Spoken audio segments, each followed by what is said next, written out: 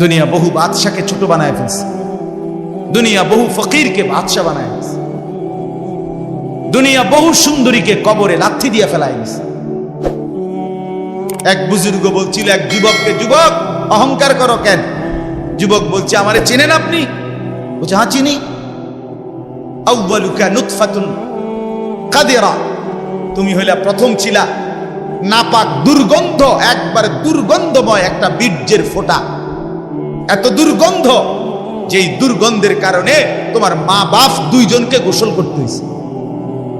2 number, তোমার শেষ পরিণতি কবরে, লাশ যেটা অল্প কয়েকদিনে পচে গলে দুর্গন্ধ হয়ে যায়।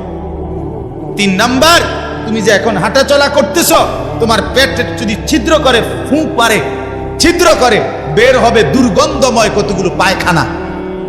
তাহলে যার শুরু দুর্গন্ধ, যার শেষ লাশের পচা দুর্গন্ধ, যার পেটে বহন করছো দুর্গন্ধময় পায়খানা, তুমি মাতবরি করো কেমন?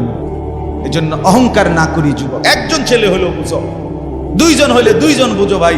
আমি জানি আমার প্রতিদিনকার বলার ক্ষেত্রে আমার উদ্দেশ্য থাকে একটাই, সবাই একসাথে দিনদার হবে না, কিন্তু চেষ্টা করে যাই এই আশায় যে একটা ছেলেও বদলে যাবে, 2টা ছেলেও বদলে যাবে, কোনো একজন যুবকও যদি বদলে যায় আমার 100 বছরের চেষ্টায়, আর আল্লাহ যদি আমার এর বরকতে মাফ করে দেয়, তো আমি বেঁচে গেলাম।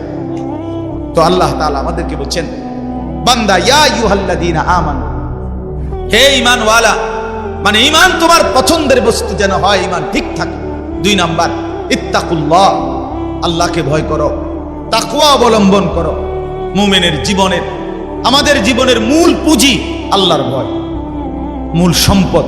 এটা হারাইয়া বাকি সব অর্জন করে লাভ নেই। এটা থাকলে বাকি কিছু পেলে বা না পেলে কোনো অসুবিধা নেই। মাওলানা মুফতি দ্বীন মোহাম্মদ সাহেব, আমি শুনতেছিলাম একটা আয়াত পড়ছে, ইয়া আইয়ুহাল ইনসানু মা গাররাকা বিরাব্বিকাল কারীম।